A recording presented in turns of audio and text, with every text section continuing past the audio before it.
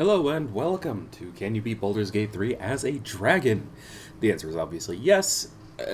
People have done more difficult challenge runs. I've done a more difficult challenge run than this, and the Half-Dragon mod is kind of overpowered. That's what we're going to be using today, and we're going to be playing it more as a full dragon, of course. But the question you may have then is, why am I doing this then, if obviously it's possible? Well, one, it's fun. And two, I want to showcase a lot of mods. Mods don't really show up a lot in Baldur's Gate 3 challenge runs, so I find that this is a good way to do so. Find something fun, do a challenge run of it, and show the world.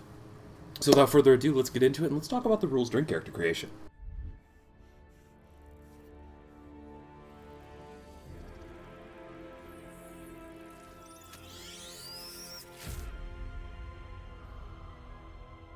So as I said, we are going to be playing as a half-dragon. We're going to be playing as a green half-dragon because, one, they're my favorite kind of chromatic dragon, and two, green is my favorite color.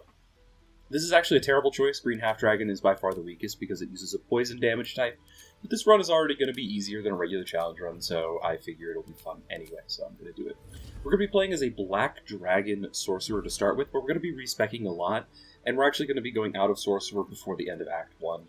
We're going to be doing a lot of different things in order to showcase some different things that the Dragon mod offers, and also some different ways to play, essentially. I think that'll be a lot of fun. Some of the other mods you can see in this character creation screen are, first of all, deity selection. We select the Dragon God Tiamat, obviously. And we have the Magus and Death Knight classes installed. I won't be using them for this run. They are very fun and very powerful. I would actually highly recommend people do challenge runs with those two classes themselves. We picked the noble background because obviously we're a dragon, so we're nobility and better than everyone else. And finally, our stats. This is a good time to talk about what Half-Dragon gives you. Half-Dragon gives you bonus stats to start with. With the Green Dragon, we actually get a +2 to Strength and a +1 to Charisma without having to do anything else. That just comes from our racial bonuses. We get +3 to our armor class even while we're wearing armor. The ability to see in the dark, as well as invisible creatures. We can speak with animals innately. And we get full sorcerer spellcasting, essentially. There's a couple of slight differences to regular sorcerer spellcasting, but we also get sorcerer dialogue options just for picking Half-Dragon. There's some other things we get in there as well, like poison resistance, but I'll be honest, we get so many things I kind of forget about them, and I'll probably mention them as we go. It's a very, very powerful sub-race, or race just in general. As one would expect, we get to be a dragon. So with that said, let's talk about the rules. First of all, we're going to be trying to take the majority of fights in our half-dragon form, or in our dragon form, rather than as a regular, disgusting human. There will be some fights where we don't necessarily follow this rule in Act 1, because I hadn't fully implemented it for a little while. Don't worry, trust me, those fights would have been easier in our dragon form. Secondly, no barrelmancy. I could use it for a variety of effects, but for this case, there's going to be enough cheese as is with our dragon form and the abilities it provides. We don't need barrelmancy. And finally, this is going to be a solo run, so no companions at all. Temporary summons and that sort of thing are obviously allowed. With that said, let's talk about who we're playing as. This is Gerel Makarsis.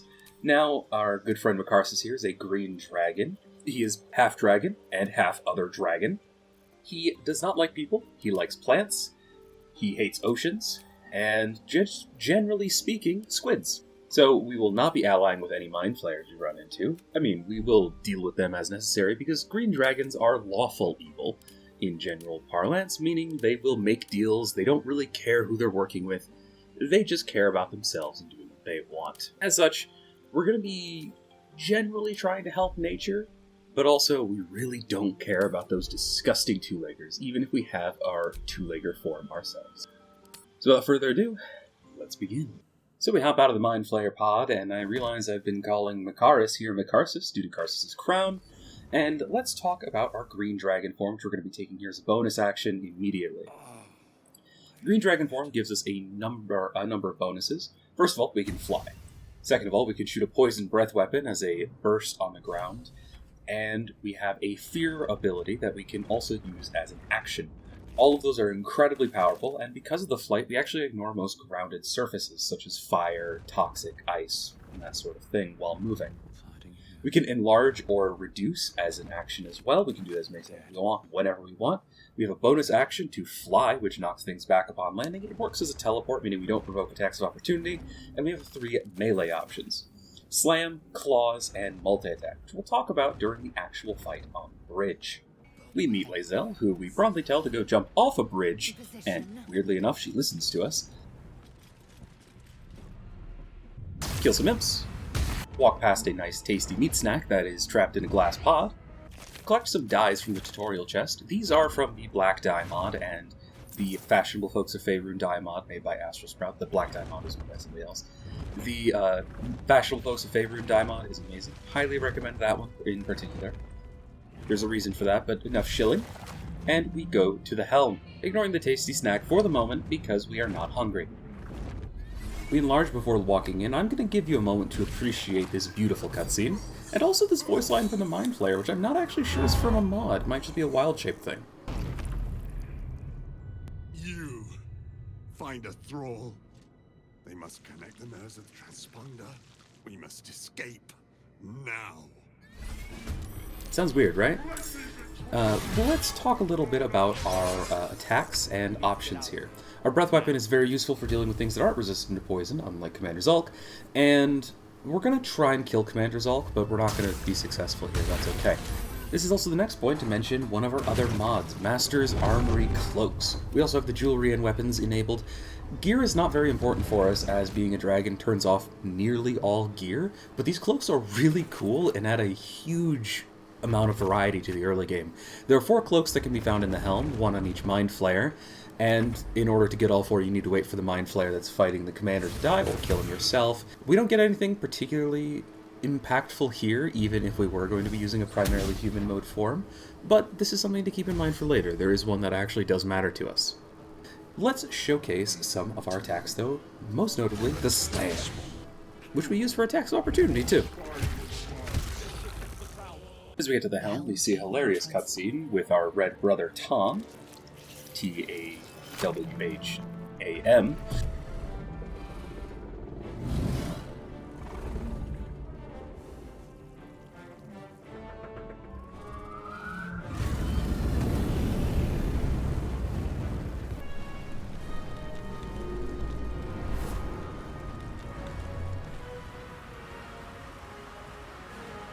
And fly out of the Nautiline, landing on the beach. We wake up a few hours later after a nice nap and decide to go on our way. We kill some disgusting two-leggers.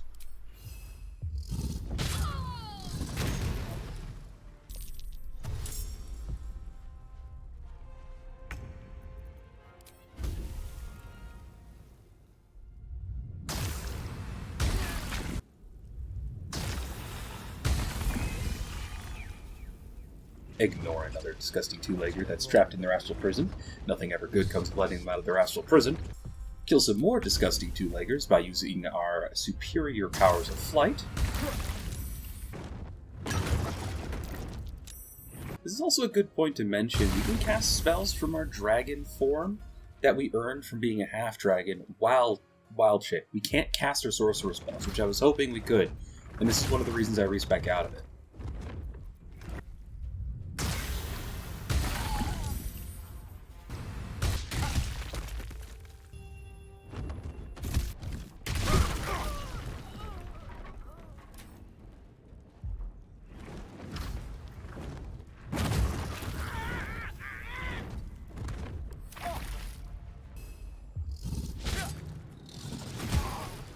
We tell a skeleton that we're the only life that matters because we're a dragon.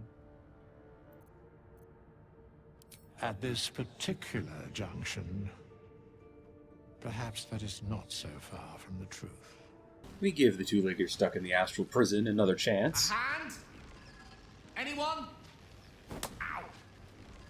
Perhaps I should have clarified?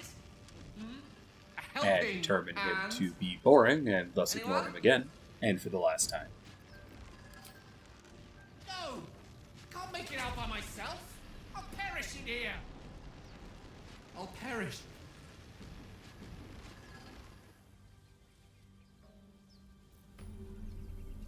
We find some two-leggers out arguing outside a gate about someone's cooking or something. paladins here! Please! There's no time!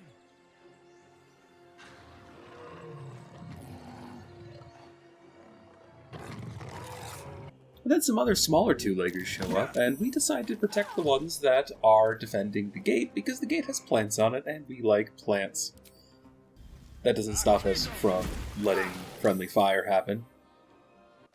And somebody called the Blade of Frontiers dies during this whole thing. We don't really care, but, you know, he tried to make an entrance in something, so gotta respect him for that at least. The least boring two-legger of the lot. So far. Aradin didn't make it. Pity. But he might have got more of my people killed, if not for you. Thank you for your help out there. I'm Zevlor. We allow Zaza to be murdered after meeting Zevlor, and then have a fun little scene where we go to long rest. One breath in, one breath out. Slowly, gently. You take stock of your senses. Your hearing is sharp, your mind is lucid. You feel no pain, no fever, no ill sensations. You are still...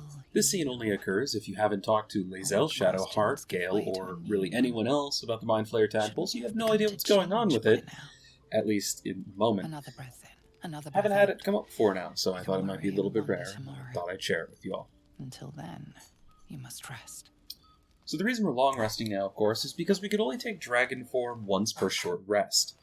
So we need to long rest quite a lot, as that means we can only take dragon form 3 times per day. And since we need to leave dragon form, since it's considered wild shape in order to talk to people a lot of the time, this does mean that we have to long rest a lot more often than I would like, but that's okay. In the morning, we learn to play a lute from a slightly less disgusting than usual two-legger. Now, Wrath.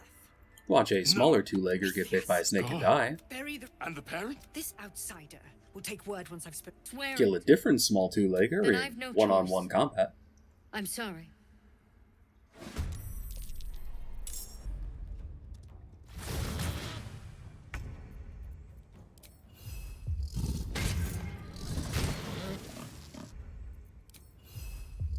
We unfortunately can't equip the helmet in order to leave and unlock the doors while being in dragon form, so we have to leave dragon form and take a short rest to replenish our resource there. But that's alright. After we leave and are exploring a little bit, we find a sulfur-smelling two-legger who bugs out because we're in wild shape, and we have to hit him in order to make him leave, so that he'll show up later and we can actually have this talk.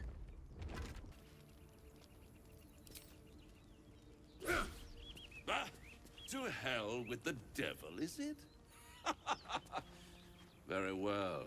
I shall oblige. We level up to 3 while eating some smaller two-leggers in a nearby cave. Now's a good time to explain why we started as a sorcerer and why we're going to be respecing.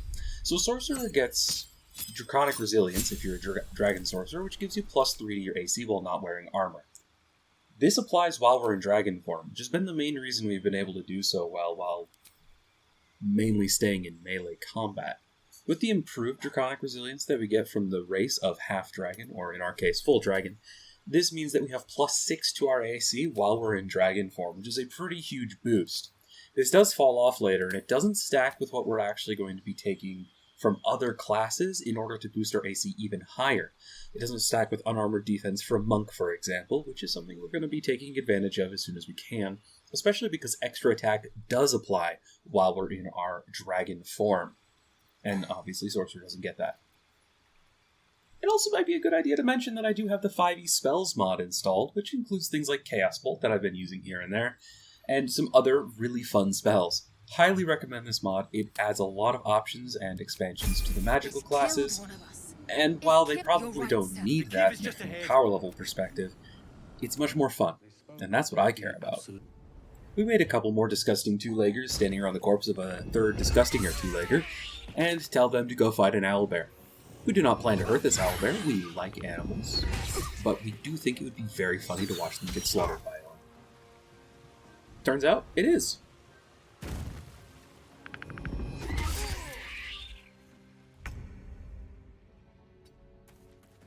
We of course do not kill the owlbears and leave them alone, as we like animals.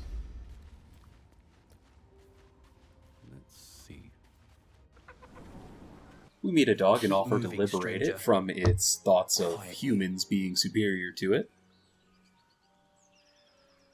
I shall be leaving this next scene in uncut, just for your You enjoyment. sniffing where you ain't ought to be, friend. Might have to take that nose. As the symbol glows, power courses through you. Authority.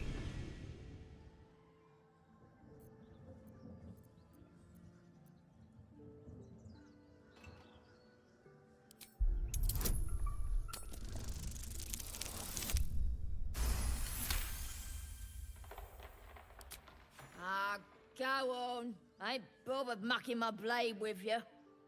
But mind your manners. These are draconic lockpicks to open a box.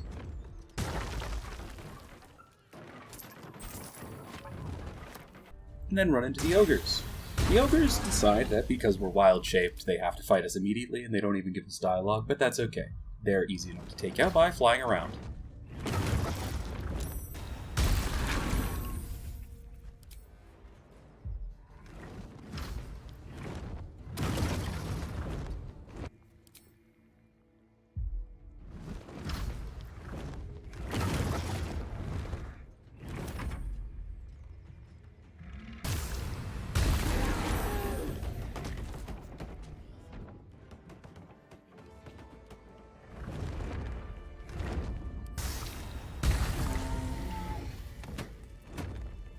The same thing happens at the windmill.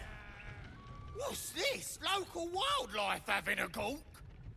Gotta admire their confidence. That thing will roast up nicely for our supper. We use Frightful Presence in this fight more often, just to show how powerful it is.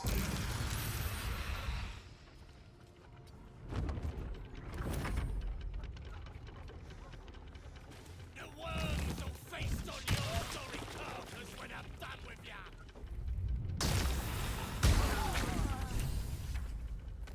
Stop this thing! We teach the short two-legger the joys of flight.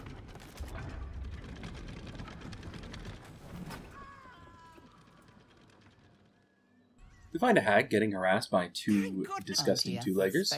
And we don't like hags, but we also don't like two-leggers, so we decide not to get involved for now. Bollocks! You were supposed to...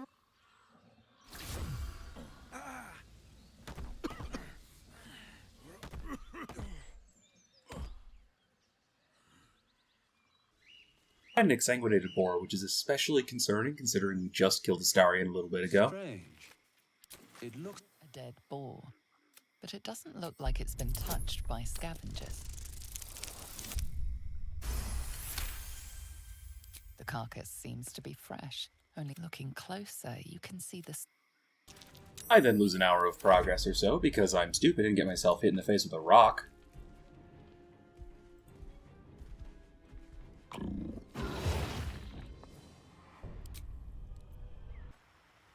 So what did I do during that hour? Well, let's start with the Mephits and the Woodwoads over on the island in the Hag Swamp.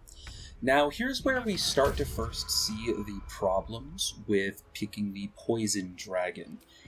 Mud Mephits are immune to poison, which sucks. I give myself the Dragon Breath spell from the 5e spell list that is not available in Baldur's Gate 3 without the mod, for fire in order to hopefully do a little bit of extra damage, and you can concentrate on spells while you're wild-shaped, but you can't cast them. I was hoping I could still use Dragon's Breath. Turns out you can't. That's okay. Not a big deal.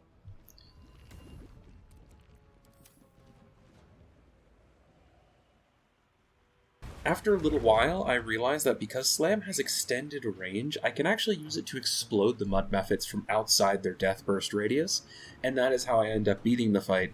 But this is the first showcase of Breath Weapon does not solve every issue, and you have to actually be pretty careful against things that are immune to your Breath Weapon, which is why, if you want to play the most powerful version of the race, you're going to want something with Lightning or Cold, both of which are very effective against most things in the game, and can be buffed by making a target wet with Create Water or something like that.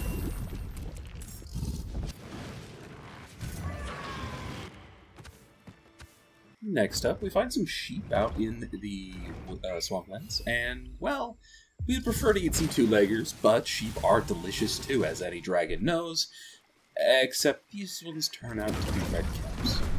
So we chase them down and kill them all, and eat them. They are delicious.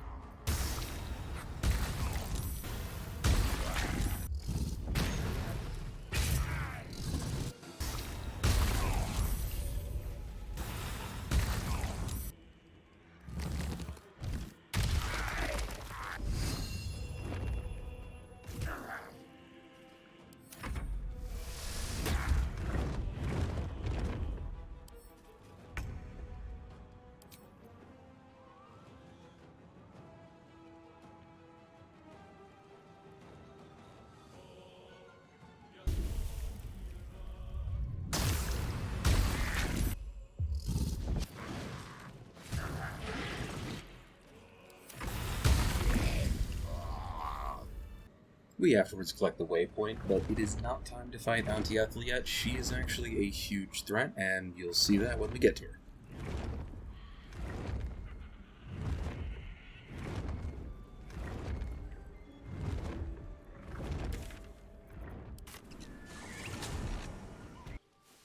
Instead, for the moment, we take a quick rest and meet Best Boy Scratch. Hope you're keeping well, friend. Our next fight is instead against the Harpies, who, despite luring us multiple times, wisdom saves are actually our biggest weak point in this run right now. They fail to hit us more than a couple of times when the last one is live. This is because of our incredibly high IC thanks to being a sorcerer, and it's one of the main reasons I did it like this. Now's also probably a good time to mention that no matter what kind of dragon you are, your multi-attack still does fire damage. I think this might be an oversight on the mod creator's part, but I don't mind it, it's very helpful.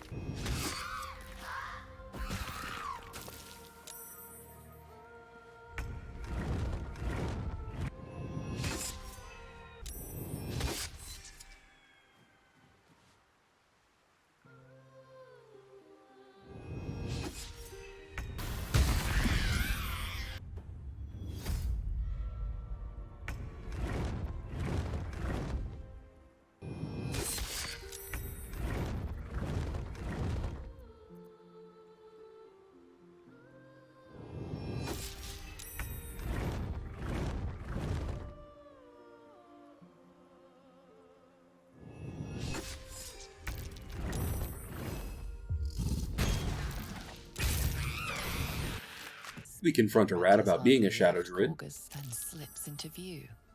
Korga's rats might not be simple. The creature's whiskers goes. The rat is otherwise silent. In the Proceed to try to offer the grove to the shadow druids, and then end up having to fight Kaga and the shadow druids.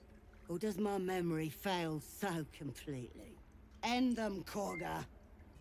This fight I actually originally wasn't planning on doing entirely in dragon form. I thought maybe I could do this one in human form and, you know, showcase a couple of the options that we have there. It ended up being too difficult for that, and I had forgotten to short rest. So I had to dash out and then come back into the fight afterwards and turn into my dragon form.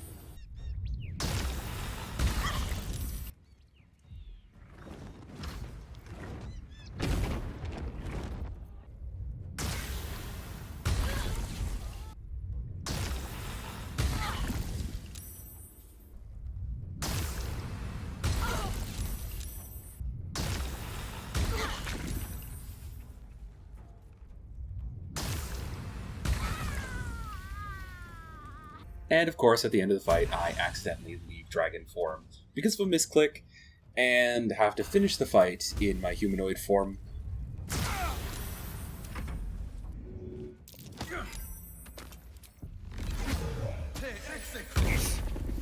Which wouldn't be so bad, except I can't hit Kaga while she's trapped up on this rock, and it takes me over 50 rounds.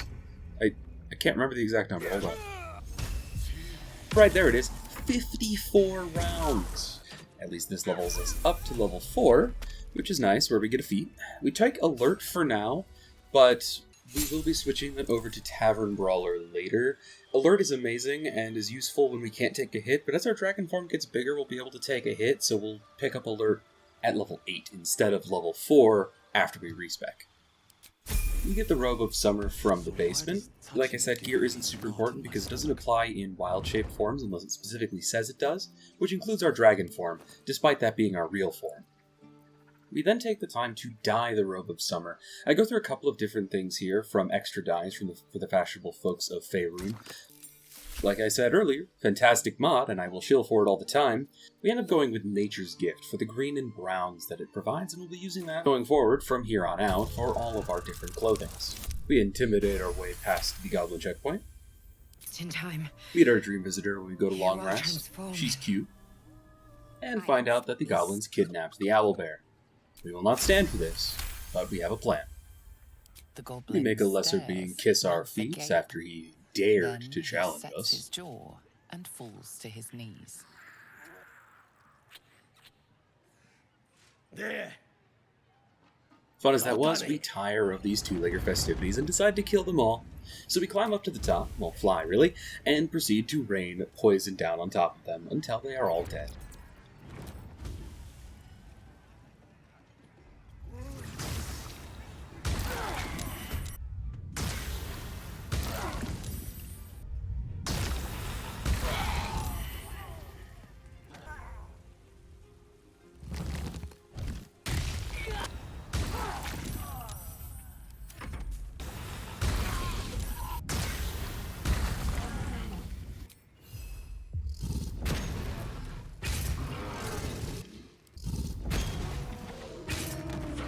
Overly confident Bugbear shows up at the end of the fight while we're collecting our food. Unless you can find a way to settle this here.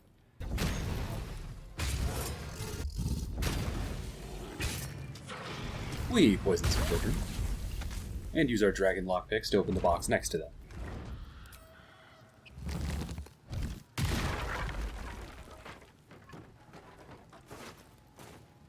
We spike some more drinks from some other two-leggers.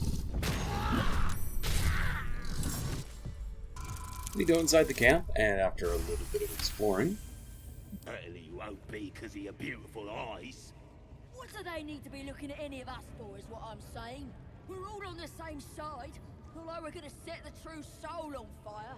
They're drow. They're stuck. We find that there is a bear trap in here. Now we like animals, so we free the bear. Keep your hands steady, 3. Stop them. Free me.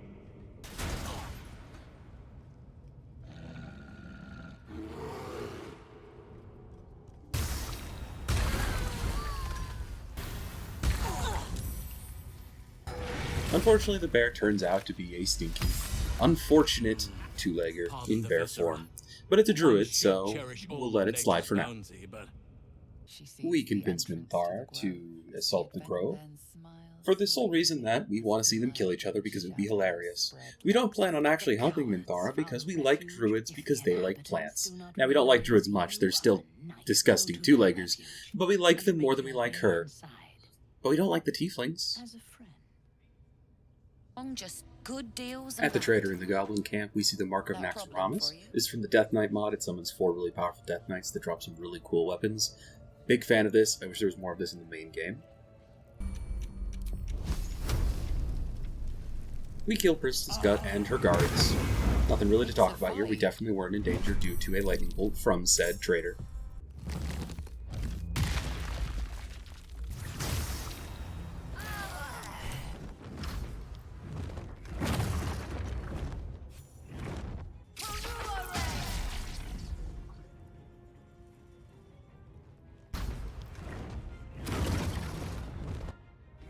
priestess is slain.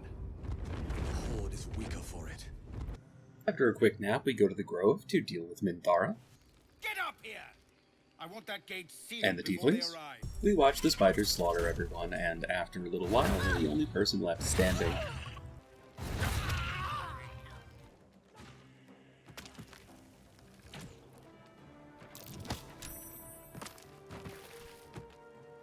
This takes a little while to actually fight through, especially because we keep getting pretty unlucky with our crits and that sort of thing. But after a while, we kill them all.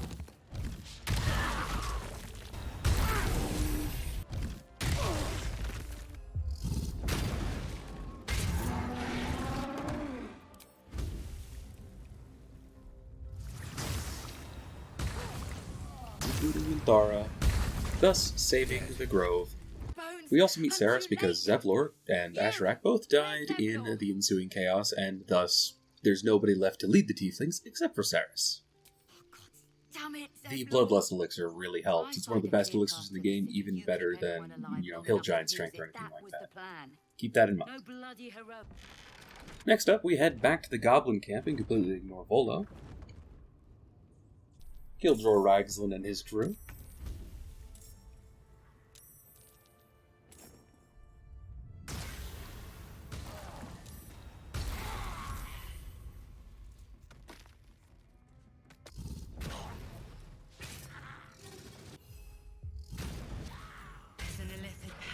In that corpse.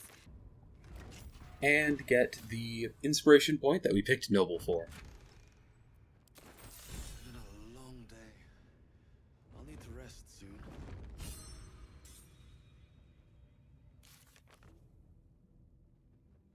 We go get Shovel and select an option that is definitely a persuasion check.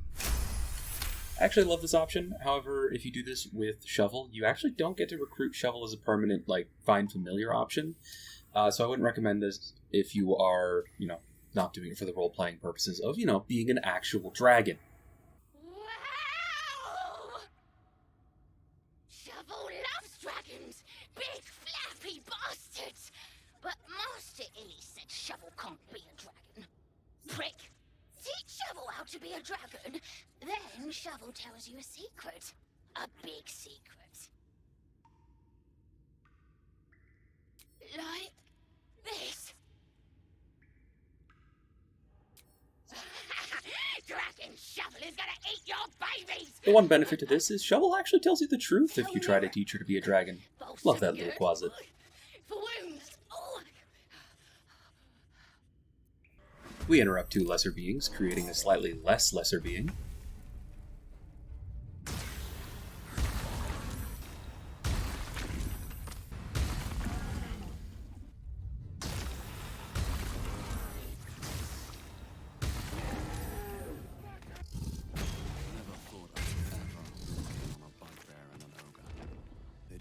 And then we go and kill some hyenas. They make for good eating.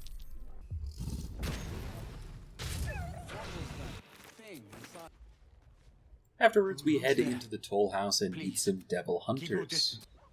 We don't commit to helping them, and instead we decide to take a nap. The party happens, and we only have 9 guests. Pretty much everybody's dead, which suits us just fine. In the morning, we decide to help the devil hunters, and we kill a devil.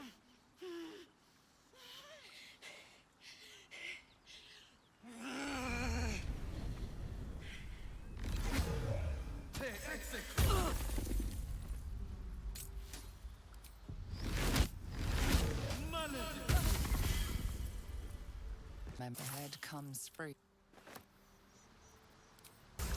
And then we kill the devil hunters.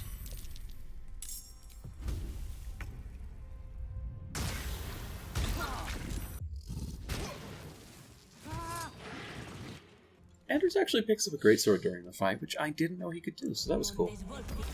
It does not save him or anyone else.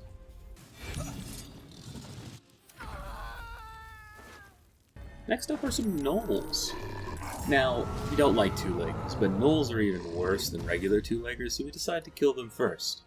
Not that we care if these other two-leggers survive.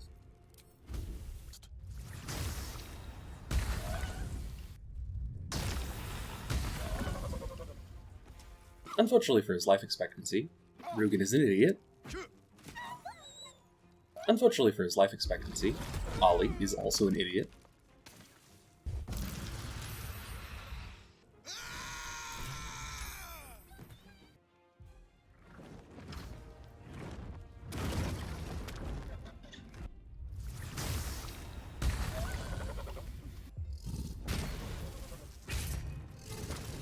Unfortunately for her life expectancy, Flint is also an idiot.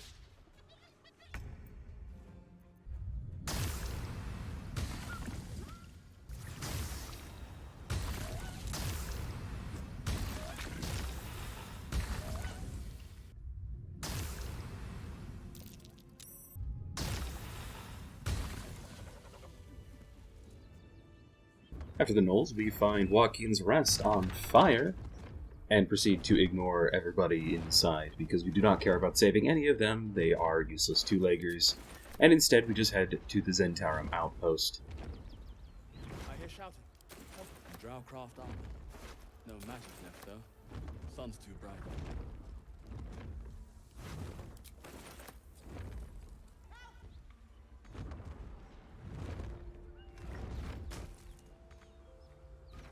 After convincing the sentry that he better not do that because we're a dragon, and that would just be a bad idea.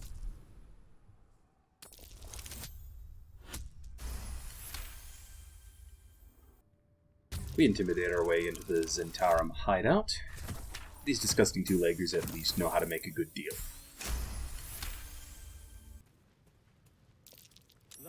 We deliver the chest and find their hidden wall to the Underdark. Nothing really important to talk about here. We move on swiftly after. Next, it's back to the Blighted Village, throwing a coin down the well. We head down, and after a bit of exploring around with the books, you can tell that these spiders are not natural, and therefore must be purged. Let's talk about this fight. Phase spider eggs have object immunities, meaning they're immune to psychic and poison damage. As a fire dragon, this would be easy. As a poison dragon, the webs and the eggs being immune makes it really difficult. We're able to fly over and use Slam on 2 of the egg clutches early on, but we still can't use a breath weapon effectively.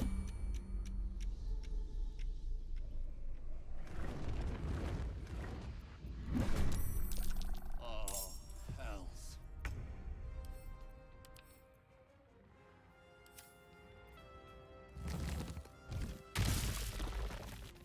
That said, because she has a habit in her AI of standing on webs, we can use our multi-attack, which does fire damage, to break them and make her fall, which is the easiest way to deal with this fight.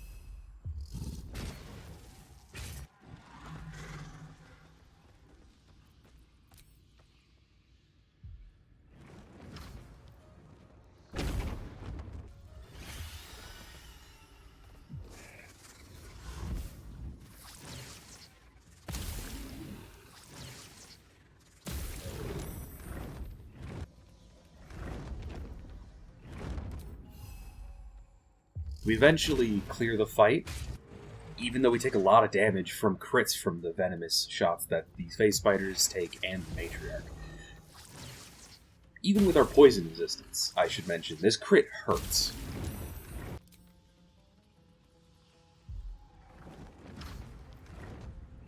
I should also mention, we have like a 26 AC here, and we are still getting hit regularly.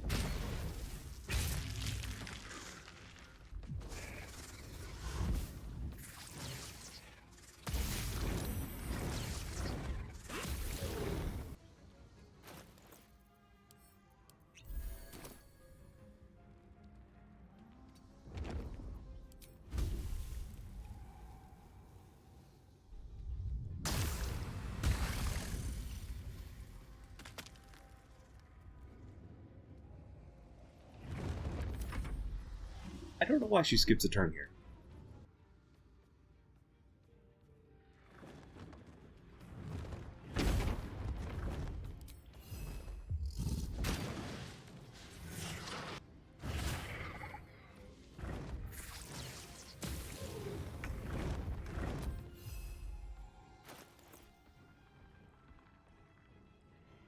Drink an antidote to remove the poison effect.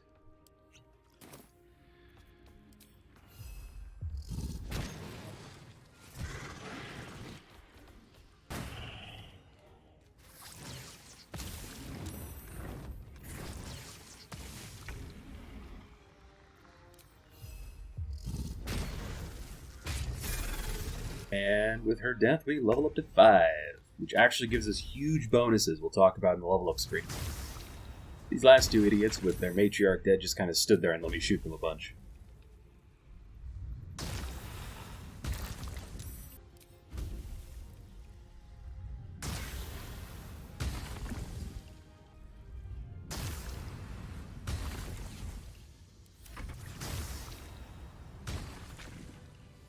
Alright, so let's talk about those level up bonuses. So first of all, when we're talking about leveling up to Sorcerer 5, we get 3rd level spells. We can't use those in Dragon form, not a big deal.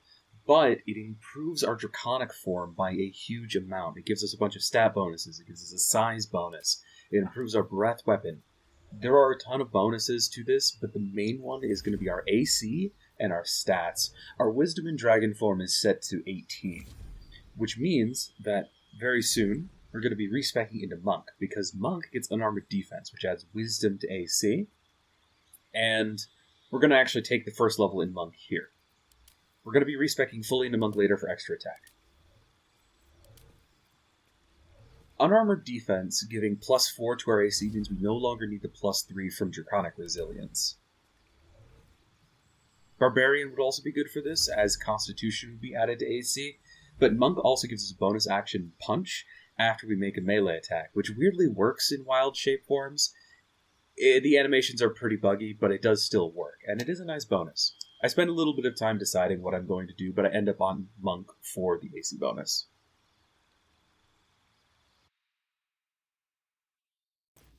And here are our new stats in Dragon form. We also get Elemental Affinity Poison at this level, character level, for being a dragon from the mod. Not terribly useful considering its poison damage, but it's cool.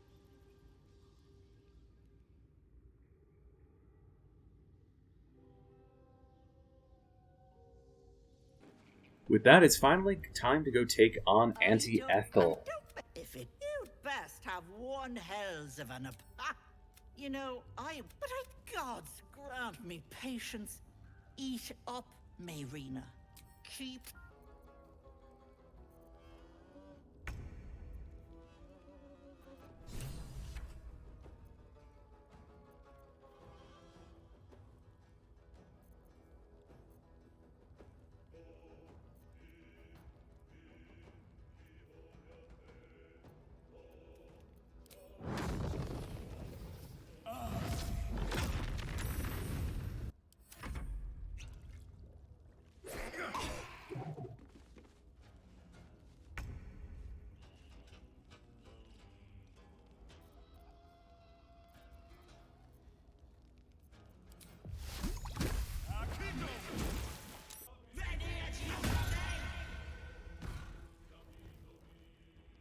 I'll explain why she's such a trouble when we actually get to her fight, but first we have to deal with never forgetting to pick up the toad teapots that are on the balcony.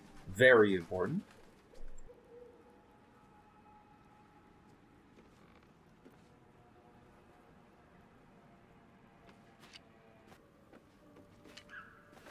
When we take a nap before we head into the basement, we meet our friendly little owlbear cub again. Aw, he's so cute. Want bite?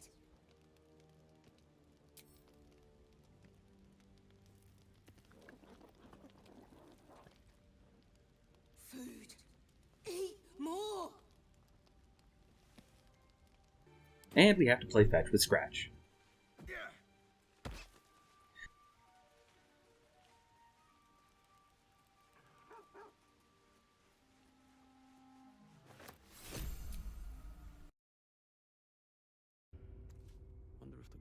watching me.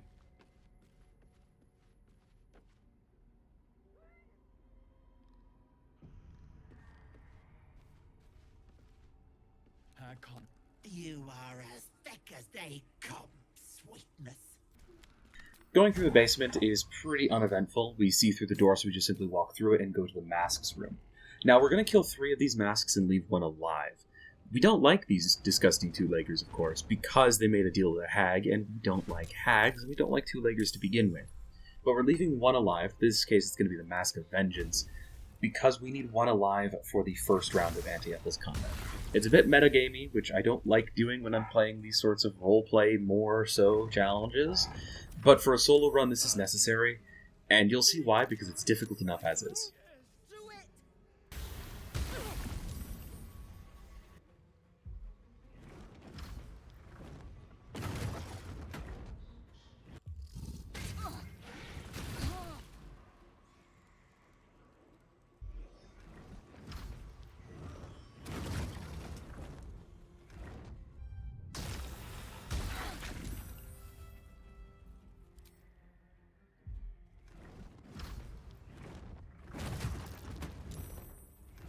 It's worth noting that level 5 improves the damage of all of our melee attacks in Dragon form.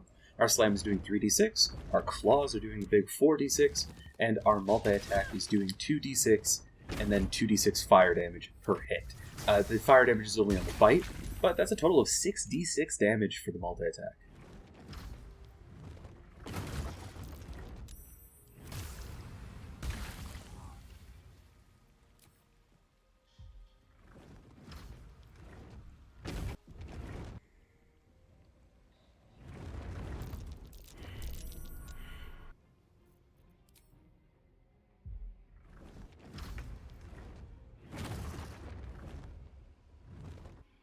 The first things first, I spent a while considering how I was going to save Mayrina, but then I realized Makaris doesn't care about Mayrina. I have no need to save her. I can ignore her, which was a huge weight off my shoulders. Please enjoy this cutscene. You come to my home, interfere in my business, and now have the gall to face me in the heart of my lair? You petulant bollocks! I'll rip your spine out your asshole! I'll use your blood to spice my stew! I'll keep you alive until I've sucked the marrow from your bones. And then I'll bring you back and do it all over again. Stop it! Please, let me go!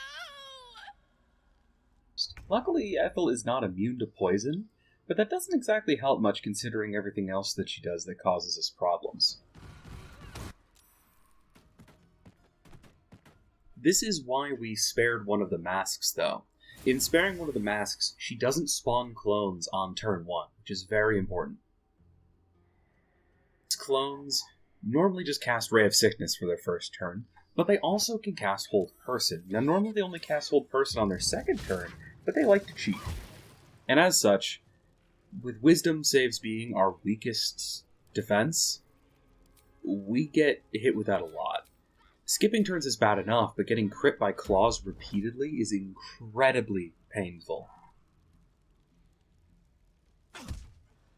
Also, huge news! The hotbar had not been working in Dragon form while I've been playing up until this fight with Ethel, meaning I can finally have my 4 rows of abilities and see all of my spells. It's amazing, I love it.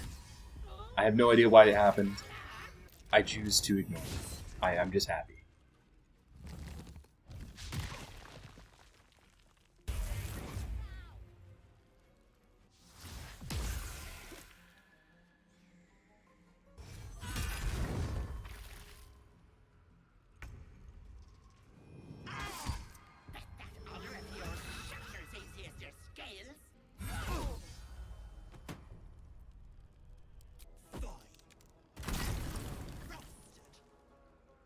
After a few attempts, we do manage to bring Ethel down to low enough health that she surrenders. Mayrina died somewhere in the fight, not that we care.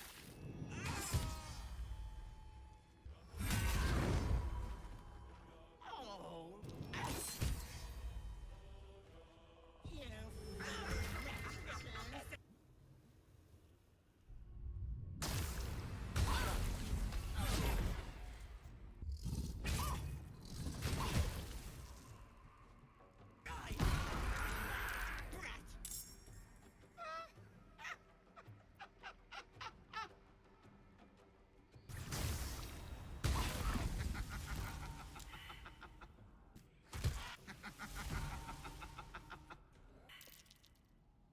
wait! Oh, wait just a tick! Killing me is a waste of time. I'll find a way to return. Always have, always will. But it's unpleasant. So how about we be civilized about this, hmm? I have something you want? Now, Petal, there's no need for such talk. I can give you power, anything you want. You want to be stronger, tougher, smarter? Done. Just let me go. What'll it be, Petal? As such, we accept the power because, while we hate hags, we can always kill a hag later. More power is more power. This obviously doesn't really help us all that much, considering as dragon form, we don't really get these bonuses. We take wisdom anyway. I figure we're going to use it later. I forget about this almost immediately. Doesn't matter. If I ever see you again, you'll have a tentacle for a tongue. Bye-bye, Petal.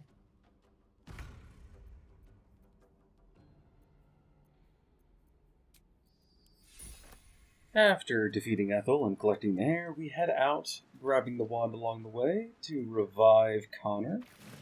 This is an interesting little scene that implies that there is actually still something of Connor in there, which is pretty cool. I don't feel like very many people have seen this scene, though, so just enjoy this. I do it twice for fun.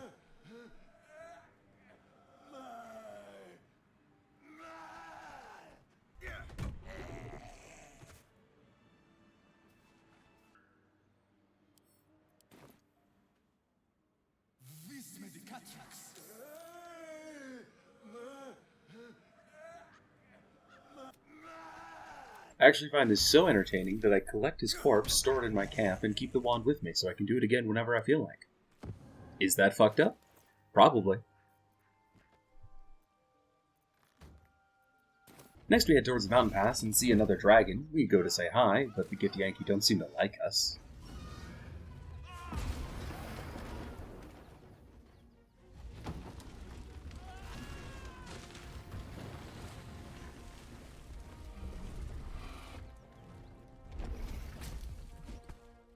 Stop wasting.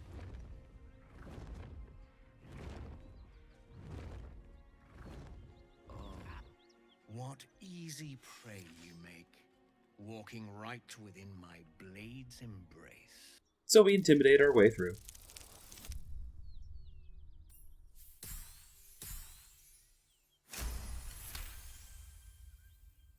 Chuck, you dare speak to me like my better? Others have died for lesser insults. Slowly.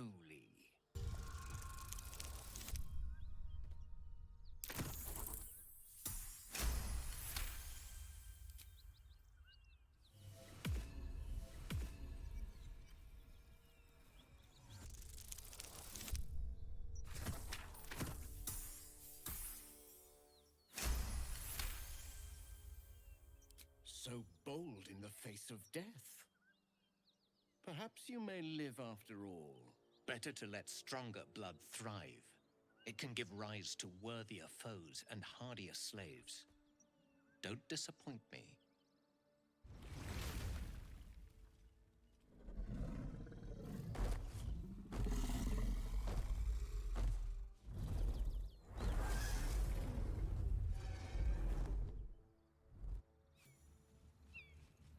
And now it's finally time to head to the Underdark. The puzzle in the Silvernight Temple is actually really simple. You just make the one facing the door all moons, and the one facing away no moons. You do that, you get through. Easy enough. We open the gate so that we can kill the Minotaur ourselves for the EXP.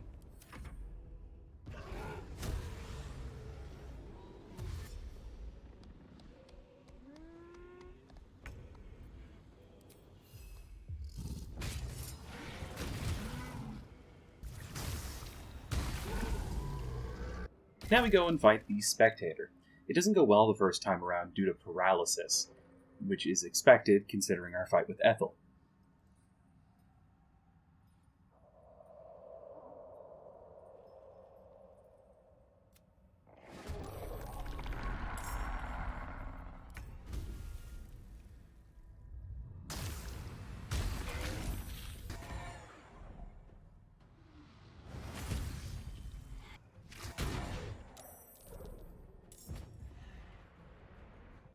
Also, Dorn is an asshole and casts sleep on us when we get low.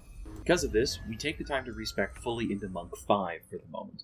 Again, we'll be respeccing a lot as time goes on, but for now, we're going into Monk for that extra attack, which improves our damage significantly. This ends up working quite well, and so we stay with Monk 5 for the moment. This is also when we switch over to Tavern Brawler, as you may have noticed from the fight. Tavern Brawler doesn't apply to the damage of our natural weapons when in dragon form. It does apply to the bonus action attack, but not for our slam or claws or anything like that. It does, however, apply to the accuracy, meaning we are hardly ever going to miss again unless we roll critical failures.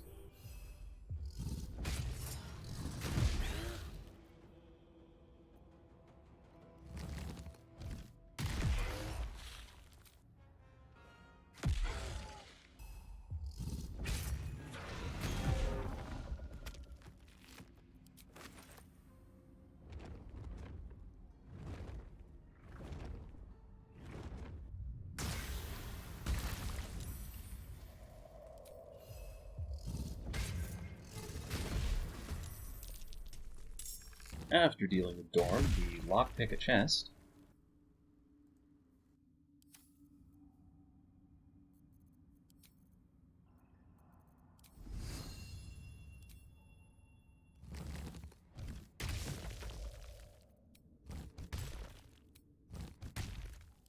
It's been a long day. Good rest soon.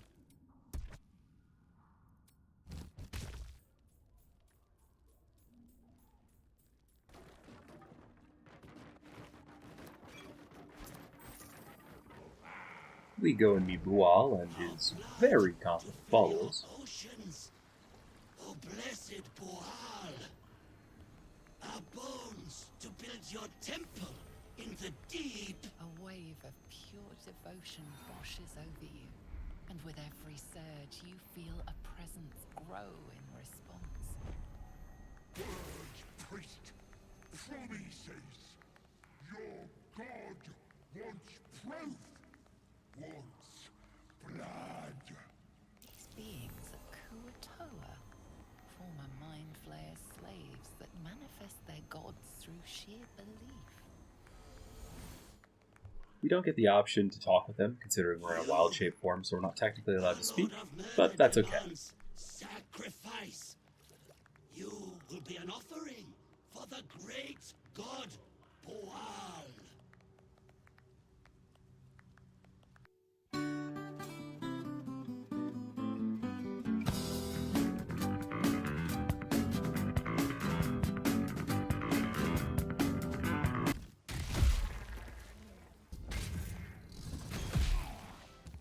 The fight is over very quickly, as one would expect.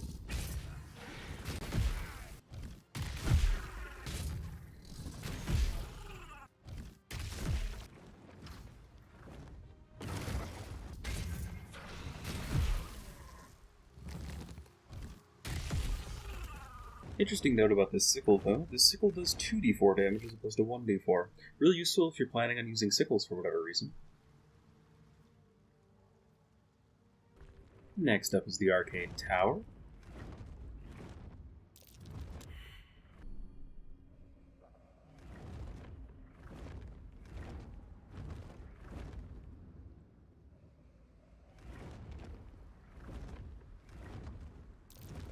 Where we collect the Susar Blues.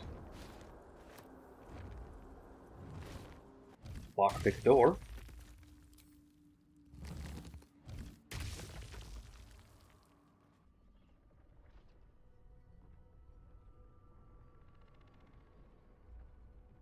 I forget to read the books. If the disc doesn't respond.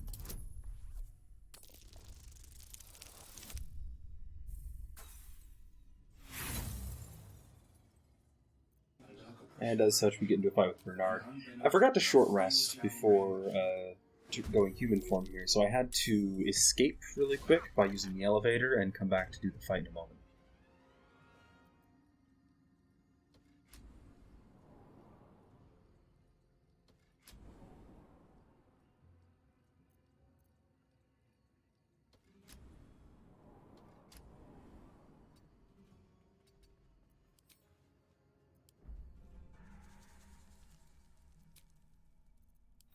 Let's get going.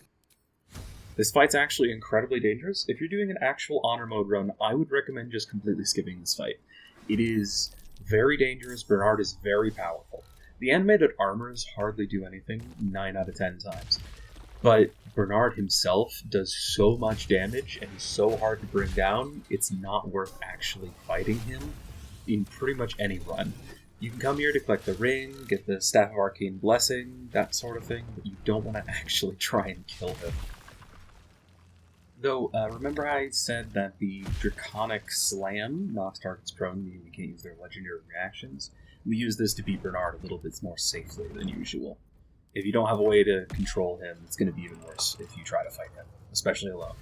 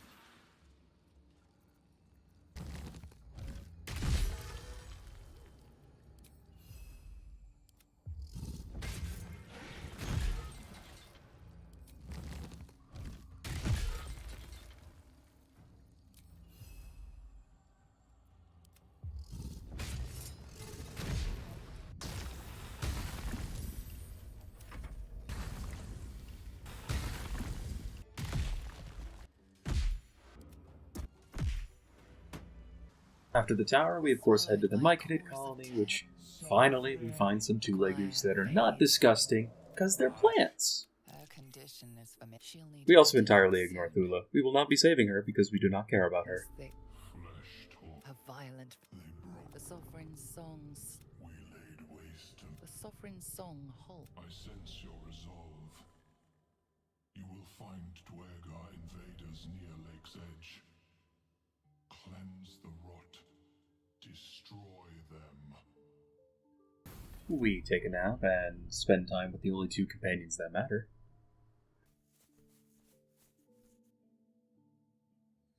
And in the morning we recruit Blood, because he's a mushroom and we like mushrooms, in order to go kill some Dwergar and also do some other things along the way.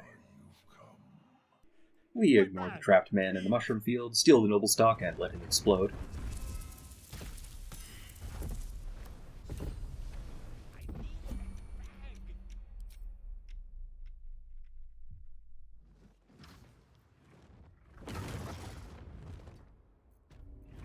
Let's get going.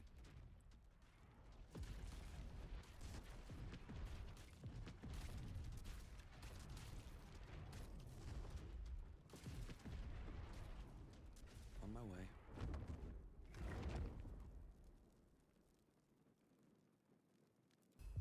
We kill and reanimate a hook horror, kill the rest of the hook horrors. Nothing really super impactful here.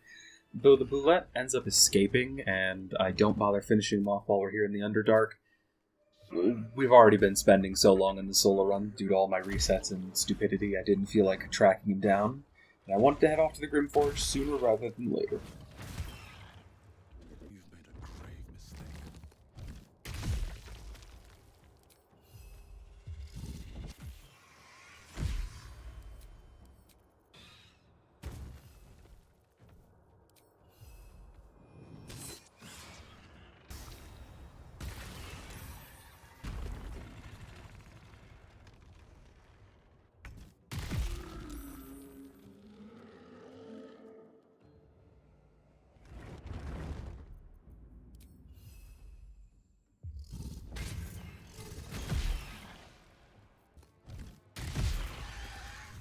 Our next fight is against Gek Cole and the Drilgar down by the docks. This fight is over before it even begins. We kill Gek before he can revive the undead. Makes this an incredibly trivial fight, especially with the help of the hook horror that we have Glut resurrect.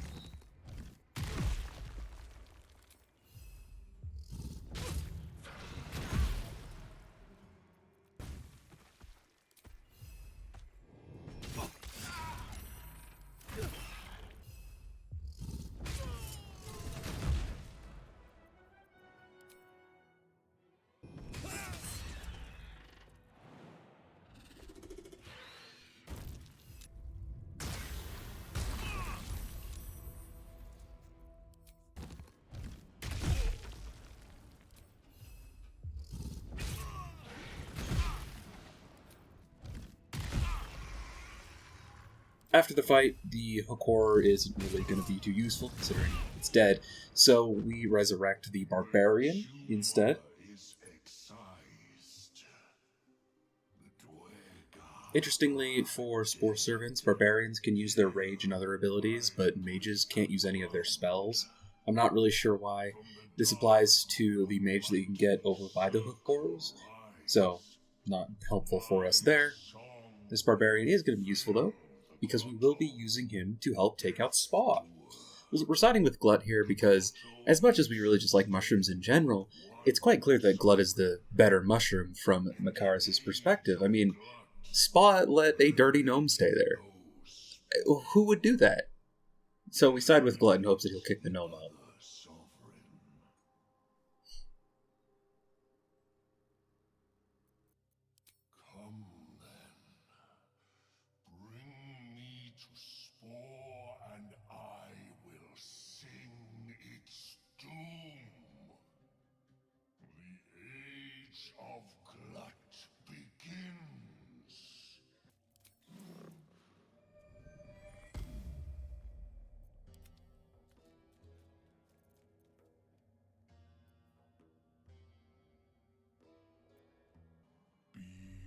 The fight with Spa is pretty simple. We try to avoid hitting any other targets because once Spa is dead, Glut takes over and there's no need for excess casualties.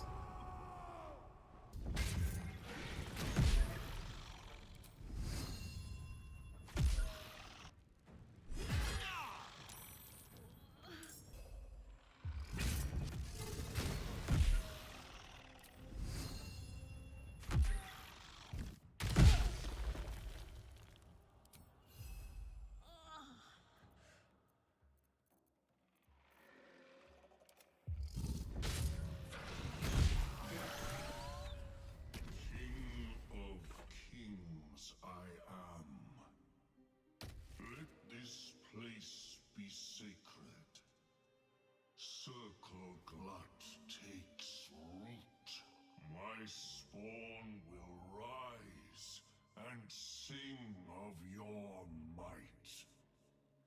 You will be called Kingbringer.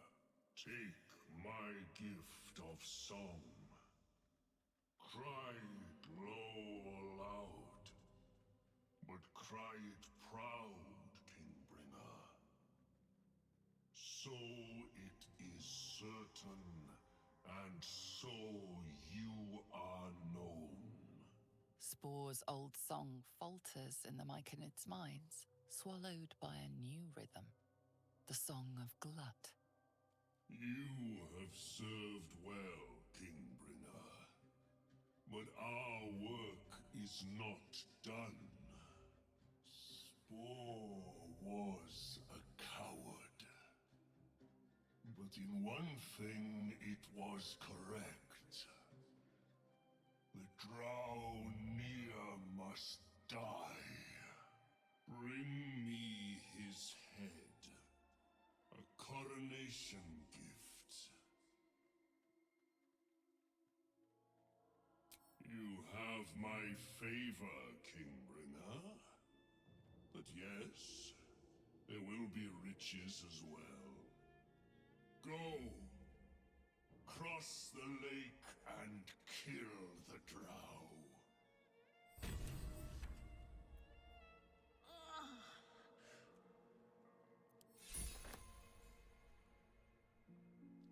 And with that done, we head down to the raft in order to sail to the Grimforge.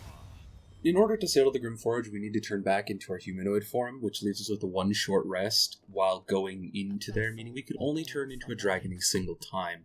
So before we do everything dealing with fighting, we're going to do all the persuasion and talking and all of that. Most of that doesn't matter. We're hardly going to explore the Grimforge because, honestly, Makaris does not care about the gnomes, and thus he doesn't really care to look around for much. The only things he cares about is the Adamantine Forge because it will make him money, and, of course, killing Nier.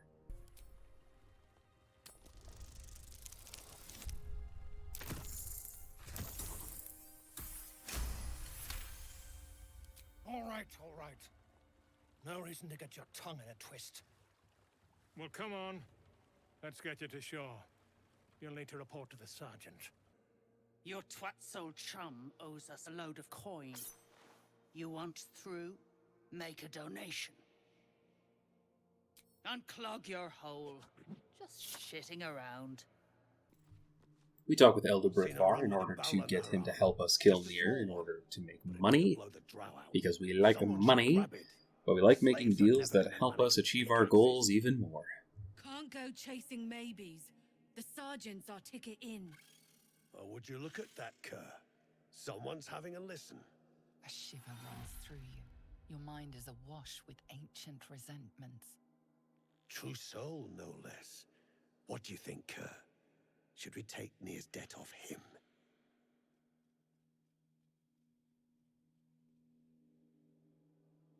Yet you got that twat soul stench. If I didn't know better, I'd say a mind flayer shat a worm in your brain. Should split your head open and poke around in there if you lot don't pay up.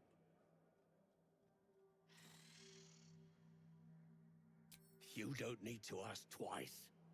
Your blade ready, Kerr. Drop it, Brithvar. You chop this one, and Nia won't pay a damn copper. Fine. Spill what you want, true soul, before I choke on your stench. The shiver returns. This time it's colder, sharper. I ain't parleying with more twat souls. That stench don't lie.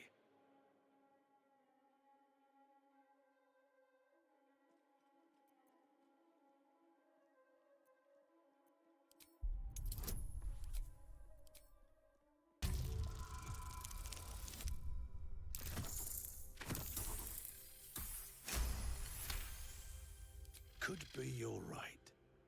Something's different with you. In that case, want to earn some gold?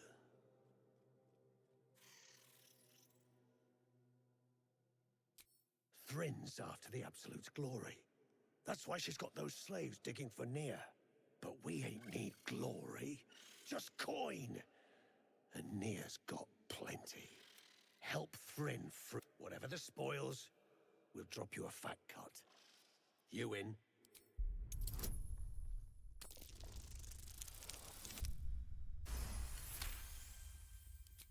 Half? You drugnin. Fine. You've seen that night the cult watches through it. You still standing about? Get on it. We chuck the scrying eye into the lake when nobody's looking.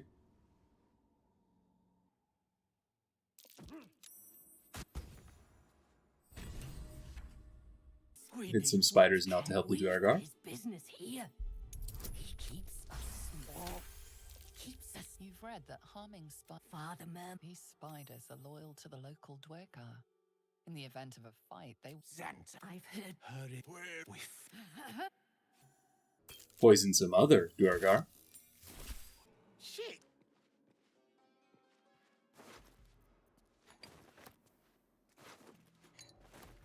Collect a bit of smoke powder behind a hidden door so we don't need to track down Philomene.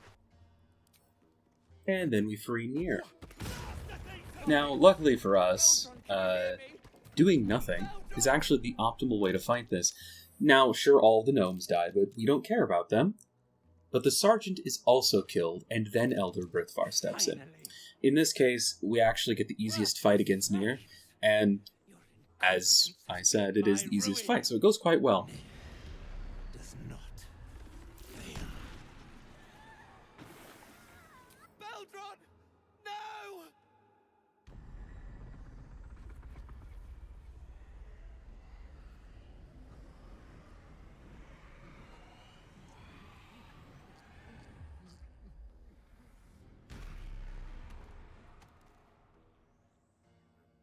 Thrin, the Absolute gave you everything.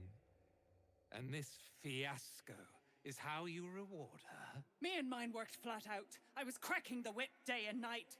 Tell him, true soul.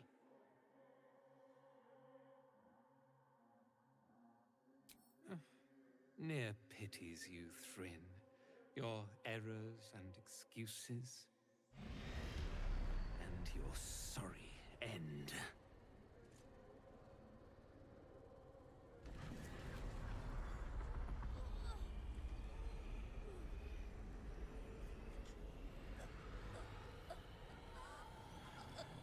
Hells, bloody hell's had enough of your shit. You come turning my people, striking Thrin dead, and you still ain't paid up. Sell it out, you brickhole! Drop the blade, Duergar. You shall have your coin. You're damn right I'll have it. Me and that one, we got a deal. We beat your ass and dig the Jews out from your carcass. You bargained with this wretch. How vexing.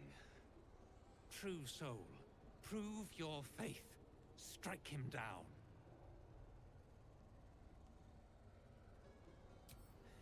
Heretics. Let Nier be your end. Stoneguard Kerr unfortunately gets thrown into the lava.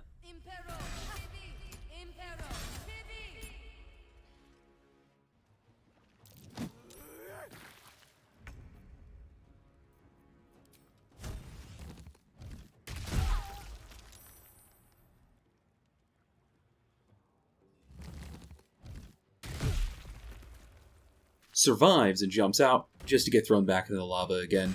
Rest in peace, Stoneguard Kerr.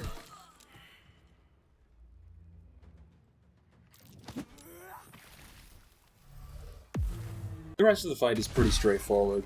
We just hit Nier once per round in order to avoid proccing his shield, especially because it makes him immune to bludgeoning, piercing, and slashing damage, which all three of our attacks do. Slam is bludgeoning, the claws are slashing, and the multi-attack is slashing and then piercing.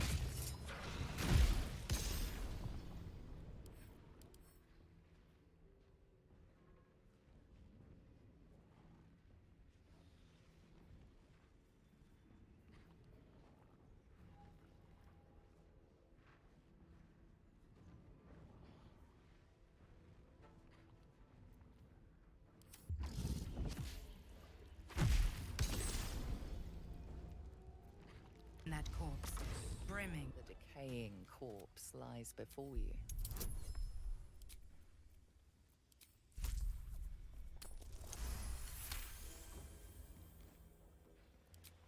The head breaks up.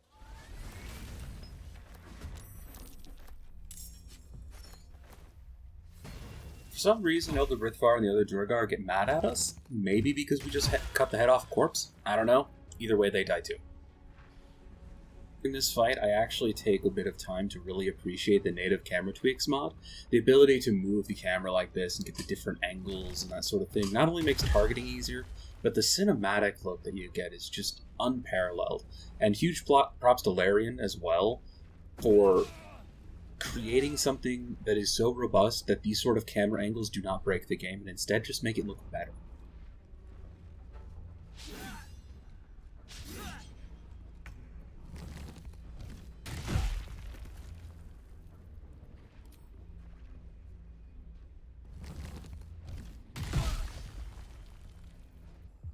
At the end of the fight, I actually pick up a knife I've never seen before, King's Knife. It doesn't really seem to have any other special properties, but it seems to be a similar knife to the, I think it's Undermountain King's Knife that improves critical hit range that you can buy at the Creche. Super cool. I haven't actually run into this. I apparently have never killed this specific Durgar and looted him before. Moving on, we use our Draconic Lockpicks on another chest.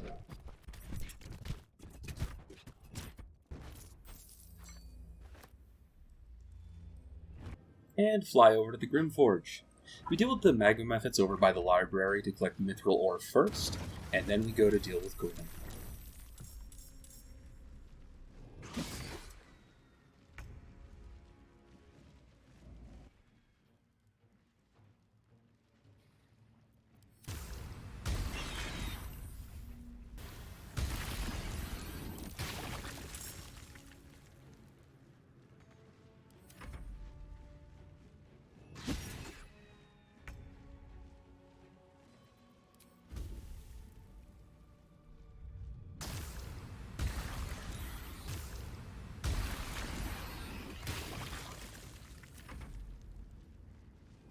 As a side benefit of killing the methods first, we actually level up. We put this level into Paladin. It doesn't end up being that useful. I'll explain why later, but hitting level 6 does give us more stats, and that's always good.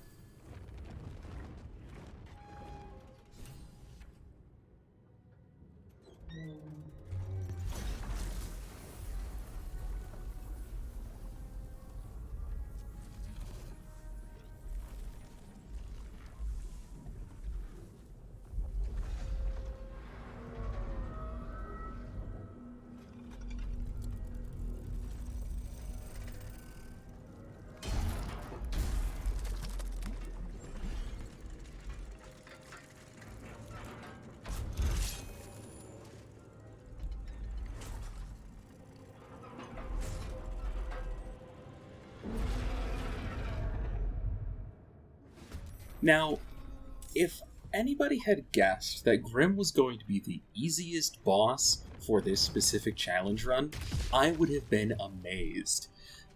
The slam does bludgeoning damage, and I realized that at some point, and that was a good thing to know, because that means that he's vulnerable to bludgeoning while he is superheated, meaning we have an effective weapon. Great. However, I was thinking about his legendary action and the thunder damage it would do, but if you've been listening, you'll remember that knocking something prone turns off its legendary action. Now, when you turn off the legendary action of Grim by hitting him every single time with a weapon type he's vulnerable to, the fight becomes pretty trivial, as he's only able to counterattack really once on his turn, and as a result, it just turns into a straight-up duel, which we win, thanks to our incredibly high AC and effective weaponry. This was something I wasn't expecting. This result was really good for my morale, to say the least. I was starting to get worried that every fight was going to be difficult, and don't worry, there are still some very difficult fights coming up. There's at least one more in this act that is going to cause me an incredible amount of headache, but that's okay. That's what we're here for.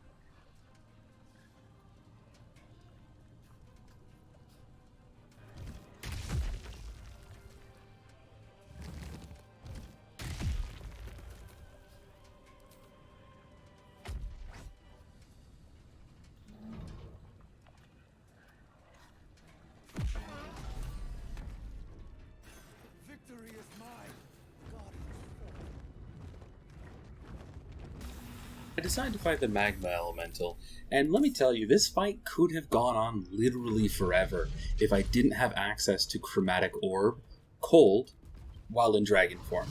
Now, eventually I may have died if I truly tried to make this go on forever, but the regeneration this thing has is insane, and there's no way to stop it because it just creates more lava. So this did take me a while, but eventually I just decided, fuck it, threw some water at it, and then hit it with Chromatic Orb Ice repeatedly. In hindsight, it didn't matter that I threw water on it, because that doesn't get rid of the lava, and it's already vulnerable to colds, but it made me feel better.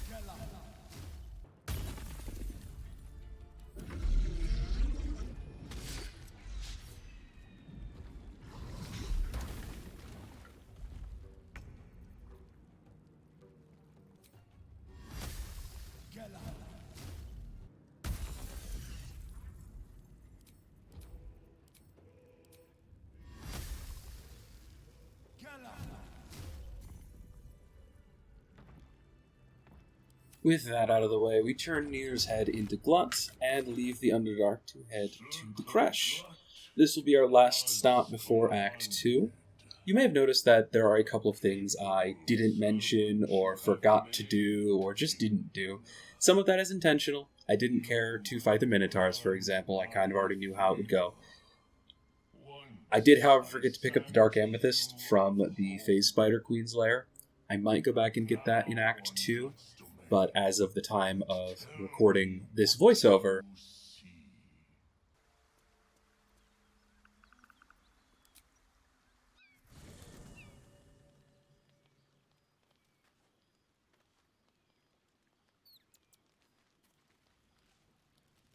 Well met. I am Raphael. Very much be your not easily rattled,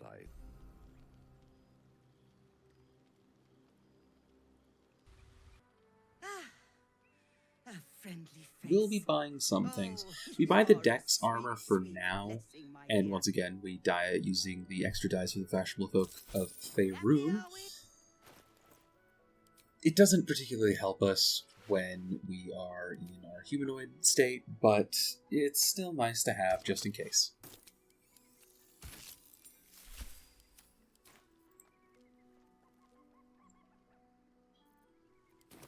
The fight with the undead up the bridge is not worth mentioning because they all group up around you in melee range, and therefore Slam just sort of completely crushes them without any effort whatsoever. Do, however, find this really nice spot with a really good camera angle that you saw in the opening of this video in order just to take some nice screen caps and videos for. I love it up here. It's great.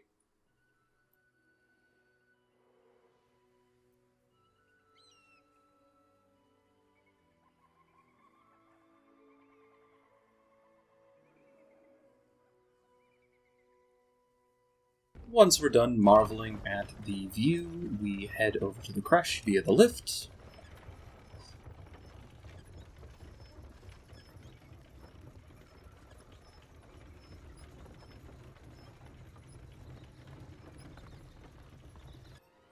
Going through the front door because Wild Shape bugs things out as usual.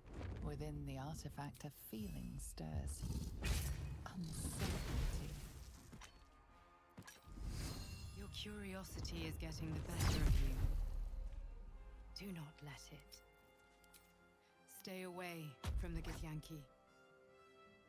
They're hunting you. They want the artifact. They'll stop at nothing to take it from you.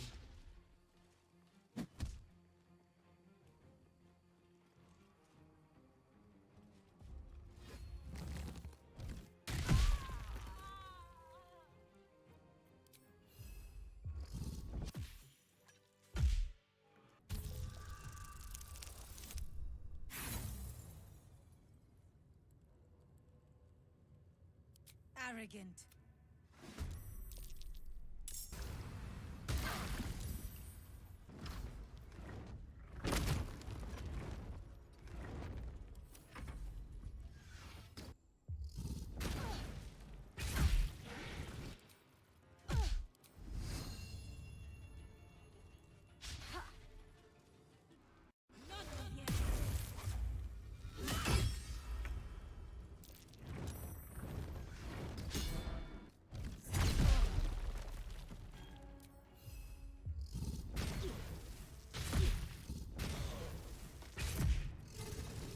While we're in the creche, we run into a merchant who sells probably the best cloak I've seen from the mod, Master's Armory cloaks.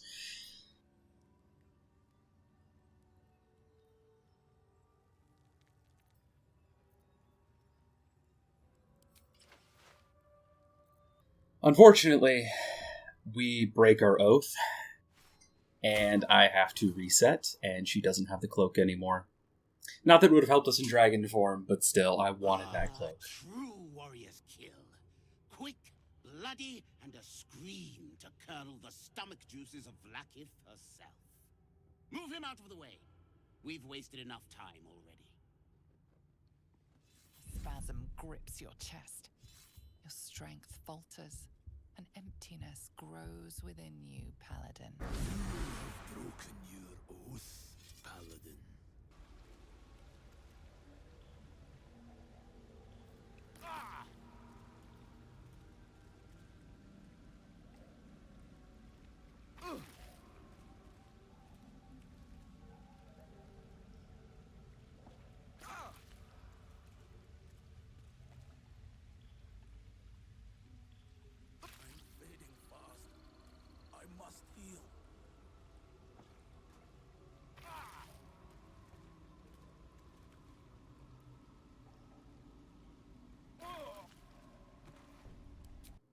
This is also actually why I respec out of being a paladin, and instead go into being a druid. Kill him. For now, anyway. Druid and monk. We still make sure to kill the kid, though.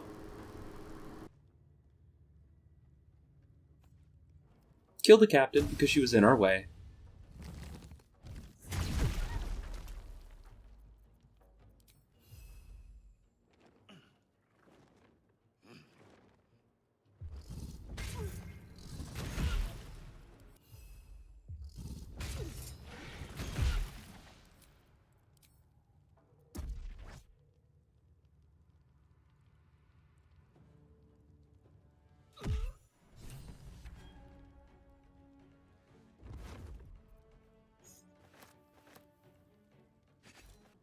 And then kill the Inquisitor because he thinks he can tell us what to do. There is so much to business. We also ignore Vlaakith for the same reason.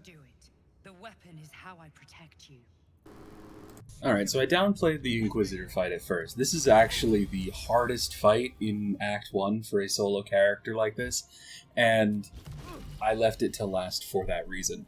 Anti-Ethel is annoying because of hold person, but this fight is incredibly difficult to properly navigate because of how much damage you're going to be taking. The Githyanki have so many attacks that you're going to start taking crits, and even if you don't start taking crits, the Ardents are hitting you with constant psychic rends. And yeah, you can kill the Ardents, but then you're not dealing with the Inquisitor, who needs to die first, or else he's going to start summoning those Mindsteel swords, the Mindsteel claws, or whatever they're called.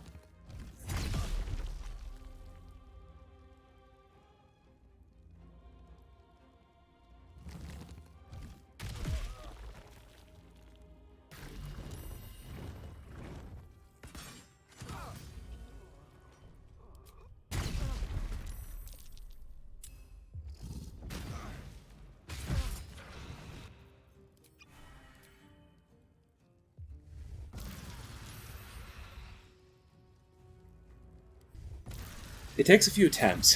Eventually, with potions, some luck, and a good roar or two here, as well as a speed potion, we are able to bring down the Inquisitor and the Ardents, and then finally finish off the rest of the Githyanki without them getting a Great Weapon Master Greatsword crit to instantly kill me.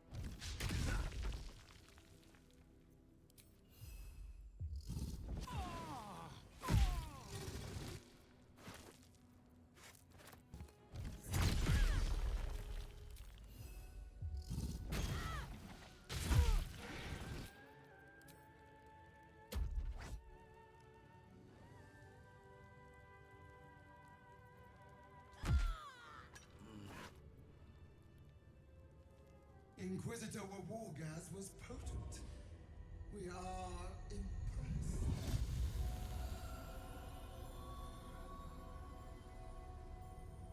You are permitted to look upon me. You are invited to kneel.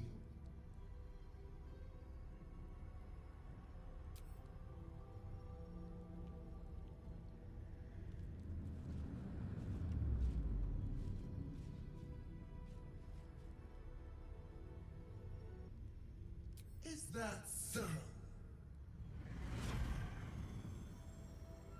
Use this to enter the prism or deny me. The choice is yours. But know this. My wrath is carried with each of my faithful. It will find you. And then, even though there is a lot more we could do at this monastery, we are a greedy dragon and we steal the blood of Lathander and allow the entire place to explode.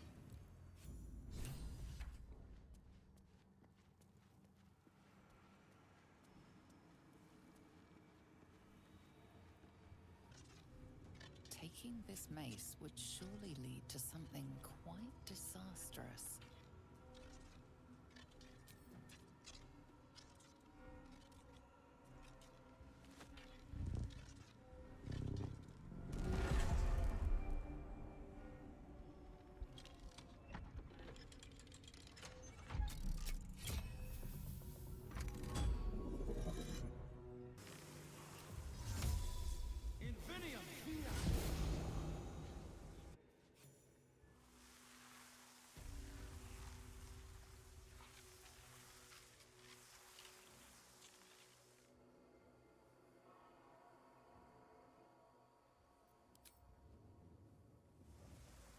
Good thing it went. The machine!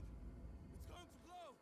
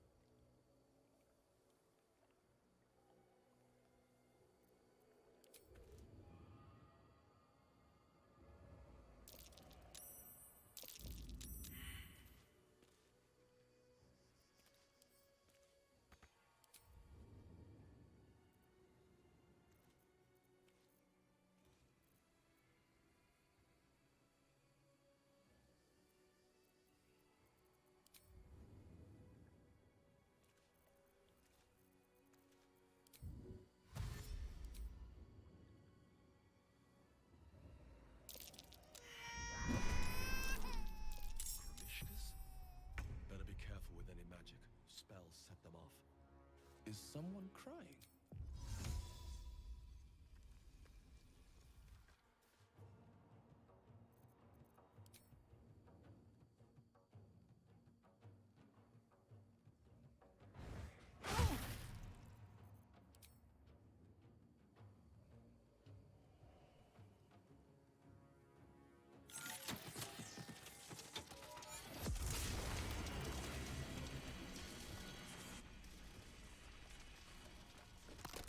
Oops.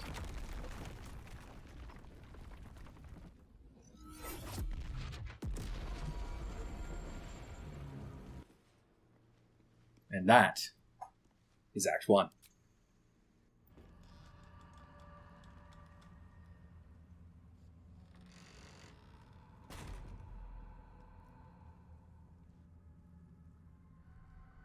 And that's all of Baldur's Gate 3 Act 1 as a dragon.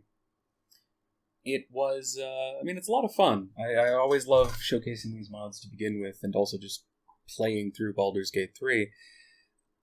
I'm not a video editor.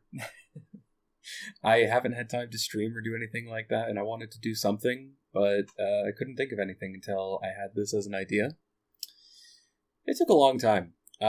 Just getting through Act 1 took 10 hours of gameplay, and then 2 basically full days of editing and recording the voiceover. I forgot things. I probably didn't mention quite a lot of things. I know I missed mentioning some mods that I've been using. Obviously, there's some that matter more than others, and the ones that I have mentioned have been the ones that have been affecting gameplay. One that I forgot to mention is actually that I have the Mindara Good Recruitment mod active, so we'll actually see her again in Moonrise Towers, even though we killed her in this playthrough. But that's that. I don't know how long it'll take for me to finish Act 2 and 3, or if I'm going to do them anytime soon, but I do want to at least see the level 12 dragon features. I didn't mention all the ones we got as we leveled, but you actually get permanent flight at starting at level 5, and that's a pretty big deal. That, along with the spell casting, I actually think Dragon makes for a very, very strong paladin. So the final build that I was thinking for this character is actually going to use paladin levels, but we couldn't use them for now because we're going to Oathbreak a lot. Oath of Ancients used to be more nature-focused and was perfect for a green dragon, but Larian took that and made it into a Kindle the Light style, like really good paladin that's super easy to break the oath of, even when really, that wasn't its original intention. And I don't really care if we end up being an Oathbreaker. It's just that if we are an Oathbreaker, we can't respec in order to move around certain events and encounters, so I can't really deal with that right now. That said, thank you for watching. I know it's a long video, but I hope to see you next time.